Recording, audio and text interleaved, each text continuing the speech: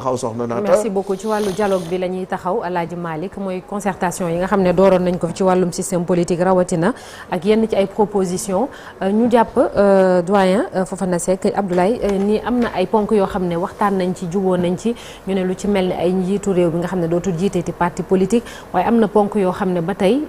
jubooguñ ci mën nañ cee citer tamit lu mel ni statut chef de l'opposition ak yeneen ponk instant bi am na benn rapport provisoire kon ñuy xaarandi xaj na rapport final bi nga xam ne moom la ñu fas yéene jébbal njiitu réew mi moom mu dogal nag parce que le dernier mot lui revient. waaw soxna Naata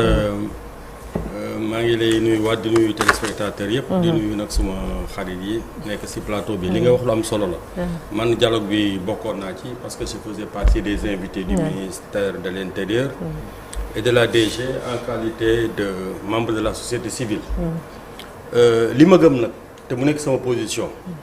dañu dellu tuuti rek. ci li xewoon ci président Abdou Diouf bii kujje gi ak parti au pouvoir bi mënuñu déggoo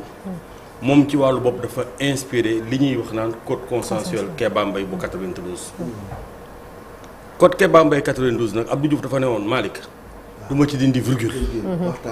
xam nga Naata. il faut ku ci nekk dañ lay delloo sa cër fàtte xaju fi Abdou Diouf nga bëgg ko nga wala nga contre ko li mu xam dëgg te gëm ko te mosu cee dellu ginnaaw. état de droit démocratie droit de l'homme mu nekk nag un digne héritier de Léopold Senghor bi nga xam ne moo fi bâtir état bii nga xam ne tey moo fi nekk ba léegi ñu koy jooyante toujours di jéem a seet nu ñu ko yokki ak république bi kon dañuy delluwaat ci loolu pour def rappel rek pour wax ne tey gis nga contexte bii bu fekkee ne am nañ indépendance ëpp na juróom-benn fukki at am na ci loo xam ne sax xel da koo nangootu mooy xam nga yàlla bu ñuy dimbali rek day régler problème yi xam nga Bassirou Diomaye Faye déjà avancé bi ci nekk rek mooy tey nekk na président de la république nekkul président wu parti. kon suñu borom am na ci lu mu ci bëggoon na ma kon moom am na ci débat boo nga xam ne. buñ ko sax posé tey contexte bi ak situation politique bi daf ko régler ndax moom nekk na président de la république amul formation politique bu mu jiite. xam nga ñeneen ñi ku fi jiitu ñëpp ay Senghor Abdou Diouf Abdoulaye Wade Macky Sall. dañu amoon. parti bu ñu jiite moom jiitewul parti bi. ki jiite parti bi mooy leaderu parti bi Ousmane Sonko mooy premier ministre Sénégal donc tey moom contexte moo tax bi ñu ne Ousmane Sonko mënu nekk candidat mais Naata. mu ne tànn naa sama rakk sama xarit sama doomu ndey. mu nekk président de la république mu régler problème bu nga xam ne déjà waratuñ ci dellu ginnaaw. mooy li ma gëm tey avancé yooyu dañ ko war a consolider mooy tey moom nekk na président de la république nekkul njiitu parti fii njiitu parti. waratu fi nekk chef de l'État parce que toujours ak loo bëgg nangu pour démocratie avancée am na ci ñoo xam ni duñ ko gisee noonu. je reviens sur le cas Diouf jiite na parti socialiste benn moment dafa ne je me mets au-dessus de la mêlée depuis bi nga xamee ne 96 yegsi na mu ne parti socialiste kat man jël naa ko dénk naa ko Ousmane Tanor Dieng qui était son plus proche collaborateur daan ne man daal je joue un rôle d'arbitre. te mi ñuy dem élection 2000. am na ci war yoo xam ne accepté na ko su fekkoon dafa jiite intérêt parti rek du ko nangu ndax souvent dana nekk en divergence ak intérêt parti kon tey président Bassirou Diomaye Faye ñetti commission yi nga xam ne amoon na bi mu tijjee dialogue bi après ñu planché ci yooyu mu am ay consensus yoo xam ne yu dëgër la yooyu kenn waxatu ko dañ ko war a appliquer mais ci lu mu gën a gaawee yi nga xam ne nag tey moom amul consensus am na ay divergence day jiital nag état de droit parce que loolu rek mooy trancher débat bi parce que gis nga intérêt parti jeu partisan bi gars yi dañuy fàtte ni muy gis nga opposition comme pouvoir ceux qui sont dans le jeu politique ceux qui sont partisans soxna Naata c'est une infime minorité dans ce pays là parce que les non encartés là muy yow muy man muy suma xarit yi ñoo ëpp fopp te booy xool tey amu ci benn parti boo xam ne ku ci yaakaar ne say militants ñoo la fal nax nga sa bopp si le président Bassirou Diomaye Faye a eu 54% au premier tour falu parce que c'est des Sénégalais dans leur écrasante majorité ñoo jóg ne ah ñun dinañ ko voter dinañ ko fal dès le premier tour kon il faut que gars yi aussi jox cër les citoyens yi ñu bëgg avancer démocratie ndax tey pouvoir da ngay gouverner opposition doit être dans son rôle l'opposition doit toujours s'opposer pour l'équilibre de la démocratie donc tey loolu mooy dëgg point de divergence yooyu na ko tranché mais bu koy tranché na jiital état de droit moom nekk na tey président non partisan parce que jiitewul Pastef mi ngi mel ne soxna naata wax dañ koy ñeme ministre de l'intérieur partisan mënatu am ci réew mi xam nga loolu Abdou Diouf daf ko tranché indi fi général Cissé en 2000 ñu def élection Abdou Diouf perte dafa indi woon un général nga xam ne déjà préjugé bi dafay favorable gis nga tey ministre de l'intérieur Seydi Hadji Malick su nekkul tey un général qui a blanchi sous le harnais mënul nekk lu supposons un fonctionnaire émérite aujourd'hui il y a des exemples il y a combien d'IG dans le pays mën nañ ko nekk un magistrat mën na ko nekk mais tey koo xam ne bokk nga tey ak parti boo mënti bokk boo fi nekkee ministre de l'intérieur dañ lay contester kon daal li am solo man état de droit laa gëm jeu partisan ku mu neex nga dugg ci waaye citoyen ñëpp doole ñoom ñooy arbitrer kon nag président je sais njort na man de dama njort jàpp naa ne li ma njort nag loolu lay defi il se mettra au-dessus de la mêlée il va arbitrer pour renforcer l'état de droit. D'accord, merci beaucoup. Alors balaa ñuy jàll ci Alaaji Malick rek ñu jéggalu ci brève yi nga xam ne gisoo leen ko ci suuf dû à quelques soucis techniques et puis la météo également malheureusement duñ ko mën a am tey jile ñu ngi ciy jéggalu bu baax a baax Alaaji Malick bokk na ci li nga xam ne jubóoñ ci ñu ne ay articles yu ñu jàpp ni dañuy faagaagal liberté ci réew mi lu ci mel ni article 80 ak 254 yooyu tamit ak ay cumul de mandat yooyu yëpp nekk na ay ponk yoo xam ne jubóowuñ ci mais encore une fois on le rappelle am na ponk ñu dem ba waxtaan si ba jubóo ci ñu jàpp ni loolu continuité la war a doon. waaw xam nga lii Ablaye Fofana wax léegi dafa am solo muy un rappel historique. ndax dialogue dafa bokk ci ñun suñu ADN ñun sénégalais. depuis président Senghor dañoo doon wax naan le Sénégal est un pays de dialogue. donc ñu ni am réew dañ koy pencoo waaye deesu ko pàccoo. kon bu ñu demee ba jamono ñu ne ñëw leen ñu toog waxtaan ci li nga xam ne moom la wàll maanaam politique bi di doxee ci biir réew mi. teg ay commission ñu waxtaanee ci lépp lu nga xamante ni soxal na ñi yëngu ci landerneau politique ak société civile bi. loolu lu am solo la li ëpp ci points yi commission yi lu ci bëri am nañ ci consensus. je pense que les points de consensus moom nekkul problème loolu le président de la République dafay ñëw appliquer ko sans hésitation ni murmure. mais il y a des points yu nga xamante nii nag moom en tant que président de la République nga xam ne tey am na posture bu koy permettre mu arbitrer en toute objectivité ndax jiitewul benn parti donte ci parti nag la jógee nekk président de la République tey dina ko permettre mu am beaucoup plus de lucidité et de recul pour jéem a arbitrer ci yenn points yi nga xam ne moom la ñu am désaccord parce que boo xoolee commission démocratie ak liberté et droit foofu moom nga wax léegi moom moo ëpp point de désaccord mën nañu wax ni 74% ci désaccord yi foofu le point de désaccord noté nañ ko foofu loolu nag dafa ñëw ci li nga doon wax léegi muy la restriction des libertés notamment l'article 80 nga xam ne ñu bëri dañu jàpp ne article la depuis pas mal de temps nit ñi ngi ciy wax surtout boo nekkee dans l'opposition pour ñu jàpp la tëj la ci kaso bi dafay romb te tey ni ko Fofana waxee léegi démocratie pour mu dëgër pour mu dox ñiy jiite dañuy jiite ñiy opposé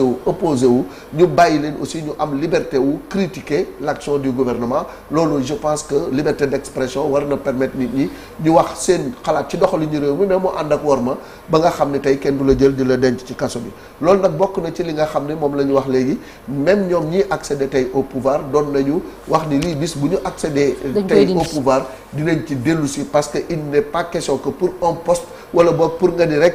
président ni muy doxee neexuma ñu jël la tëj ci kaso bi loolu daf fi war a jóge je pense que loolu war nañ ci xool et on attend l'arbitrage du président de la République qui a été victime de cela parce que pour un poste moom il a été emprisonné et je pense que tey war nañu dem ba dépasser yu mel noonu même si la liberté d'expression encore une fois doit être encadrée beneen bi ci des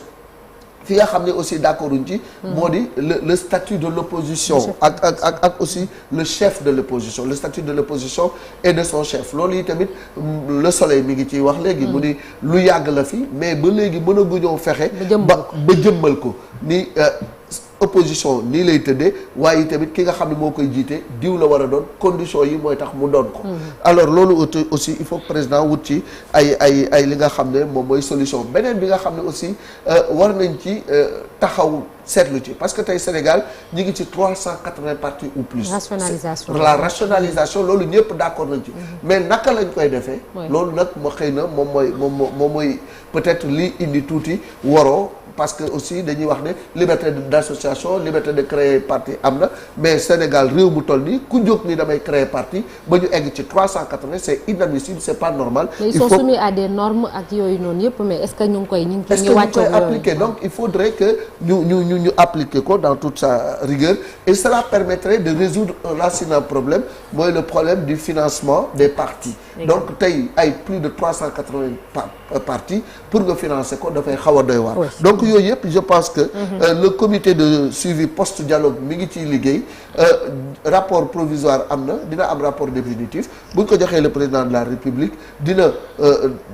xool naka la koy arbitrer ba nga xam ne daal dina fexe ba le juste milieu mu trouver ko mais sur l'essentiel les gens sont tombés d'accord et je pense que c'est ça le plus important les points d'achoppement maintenant il faut un arbitrage et il n'y a pas plus indiqué que le président de la République. Sëñ Cheikh. Sur l'essentiel les gens sont tombés d'accord mais foofu moom je suis pas tellement d'accord parce que je pense que fi ñu d'accordul yooyu moom moo gën a fës jamono ji ci actualité bi ci nit ñi dundee xam nga naata politiciens yi seen dialogue souvent c'est pas sincère. Ils n'y vont pas avec leurs principes mais plutôt avec leur position du moment parce que Malick mi ngi koy wax sànq ñi nga xam ne ñoo gérer nguur gi jamono ji tey ji point d'achoppement yi am nii yëpp ñoom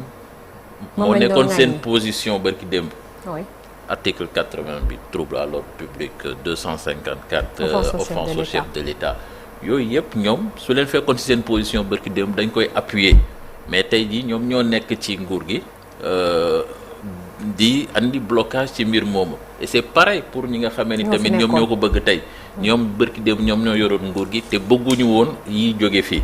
moo tax ma ni politiciens yi seen waxtaan souvent c'est pas sincère fi ñu koy teg moom yàlla rek xam là on nous parle d'un chef de l'État qui est là qui n'est plus chef de parti loolu moom moo am nii mais dans les faits est-ce que loolu la ñuy dund je pense qu'il a l'occasion de le montrer parce que tey jii suñ ko joxee conclusion yi suñ koy appliquer bu mu seet loo xamee ni moom moo arrangé majorité bi par thème mu appliquer ko mais na xool li nga xamee ni moom la yaakaar ni moom mooy conviction am ñoom li ñu doon woote bërki dem avant ñuy ñëw ci nguur gi parce que ñu ngi koy wax sànq Moustapha Diakhaté la lañ ko jàppee offense au chef de l'État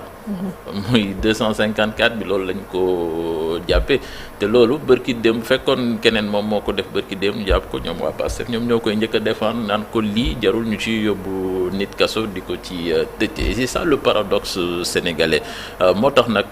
des hommes politiques le paradoxe c'est des hommes politiques des hommes politiques moo tax nag naata daal yëf yi faw njiitu réew mi comme ni ñuy wax léegi ni que il est au-dessus des chapelles politiques na ko wone ci application dialogue bi te puis affaire aussi na waxtaan bi continuer parce que c'est yëf yi dafa bari du loo xam ne da nga koy ñëw taxañ ko mu jeex waxtaan bi na continuer mu gën a maanaam yemb aussi mode de scrutin bi aussi c'est pareil